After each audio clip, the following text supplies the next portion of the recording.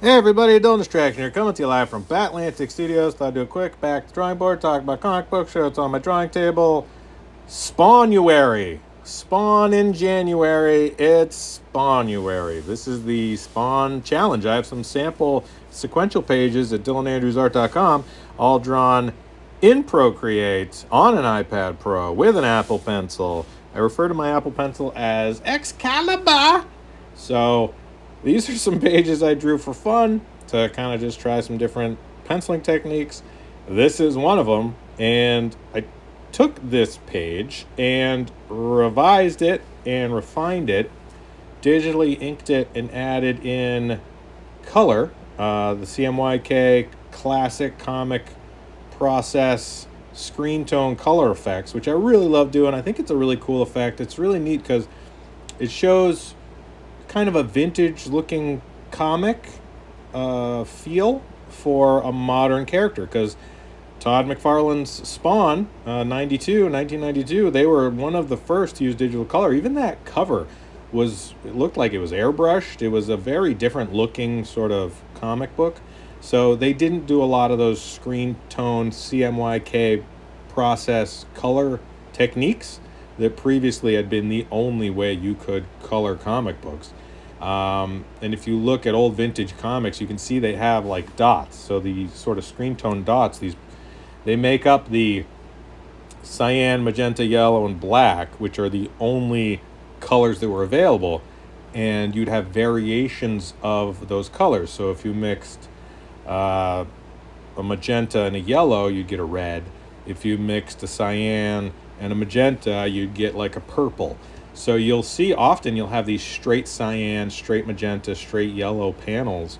They look really vintage and cool and classic now, but at the time it was just because that was the only colors you had available. It was the artistry and the talent of those classic colorists. They were able to make lemonade out of lemons because they didn't have an unlimited palette. They had a very limited set of colors they could use. And with old newsprint, there would be a lot of dot gain. So you'd have this really cheap yellow newsprint, and as soon as that ink hit those pages, it would discolor it. So even a straight cyan would look kind of green on yellow newsprint with stains. So I tried to emulate that and replicate that because I love 60s, 70s, 80s. Heck, I love 40s and 50s vintage comics. I think it's so much fun to see that sort of look and feel, but with modern characters, right? So you don't have the limitations of panels. Panel grids were very strict. You weren't allowed to break panels. You had to have full figures in every panel. So if I do kind of modern looking page layouts, modern compositions with vintage color schemes, and a bit of a brushier looking inking line, I think that's a cool combo. So you can see here I'm dropping in straight yellow, straight magenta, and that gets you a red. That is the red color you have. Now you can do tints of that. You could add more white or less white, depending on how much paper you let show through.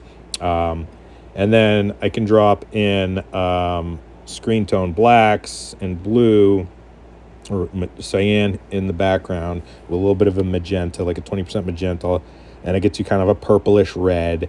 And then the green is magenta and yellow. So it's so much fun. And then, of course, dropping in a logo. I think a lot of people don't acknowledge or realize that if this is a cover, there has to be a logo on it somewhere. And the Spawn logo, the vintage Spawn logo, it's pretty large. So I left enough space there at the top. So that's my submission. But I didn't just do one. I thought, why don't I draw traditionally a little bit for fun? So I did some traditional pencils.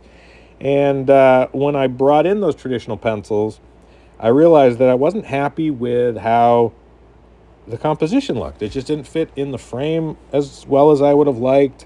I thought the head placement was a little odd. It didn't really work. So the great thing about working digitally with a little bit of a hybrid technique, so a hybrid being where I would do a traditionally penciled page and then bring it in and digitally rework it. The great thing about that technique is I can do a lot of fudging. I can mess around with stuff. I can change the orientation. I can flip things. I can look at them backwards. I can look at them upside down.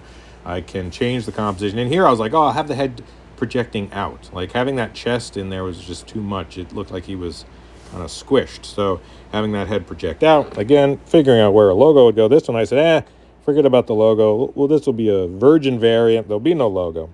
So I dropped that second arm up there. And then cyan, magenta, yellow, again with a little bit more magenta. And then said, you know what, I should probably indicate how far off the bleed he would go. So put a little bit more bleed and then a little secondary low light. Really, this one I tried to do more techniques that look modern, but, you know, blowing out some yellow there. So that's my second submission for the Spawnuary cover, but I didn't stop there. I did another one because I love drawing. I love drawing Spawn. I'm a huge Todd McFarlane fan. So any opportunity I can get to just keep drawing characters I love and practicing and learning. This one I was like, well, what about if I did a little bit more centered composition? Again, taking into consideration where the logo would be. I thought maybe like having an Al Simmons in the chest, like kind of tortured inside of this chained prison of the Spawn armor. Kind of the concept, the theme for this one. And I'm not doing any sort of, you'll see some people use like chain brushes where the brush will be a chain. And it's like, yeah, I didn't want it to look digital. I want everything to look like it could have been done in an 80s Spawn comic. Because, man, wouldn't it be cool if they hired me? Hey, everybody over at Spawn Comics, Todd McFarlane Productions. Love to do a vintage 80s one-shot Spawn comic. I'll do it all like this. Digital, digital pencils, digital inks, process, screen tone colors, and it would look like an 80s comic. I'll tint the paper, make it look like it's all gritty, like it's all stained, vintage newsprint, process colors. I think that'd be a lot of fun. And you could really do some fun storytelling that way, right? Like, we feel like Spawn is very much a 90s book. But what about if there was a Spawn time travel where he went to the 80s? Or what about if he had a story from the 80s somehow? I think that'd be really neat. So this is kind of my take on that. And again, here, just reworking stuff. And then dropping in magenta and cyan. And I think it's kind of cool here, just these pinks, you know, like if it's just pink and white and blue, like that's kind of neat. So putting in the logo, knocking out where the chains would be, dropping in some black, got a processed black plate I can kind of adjust and work with. Great thing about working digitally is I can mess around with stuff all day. So I think that's kind of a cool looking red, white, blue. But I wanted to do a little bit more work with the figure here and then put in the blue because Spawn, you know, really should have kind of a darker face. So I did that where it would be that bluish tint. And I think this game came out really good. I'm happy with this one. So again, Spawnuary, these are my submissions. I got more to do. I'm going to be doing more than this. So keep an eye out. DylanDistraction.com, Dylan Andrews Art, Make Comics Cool, Batlantic Studios, Batlantic Store. Thank you all so much for watching.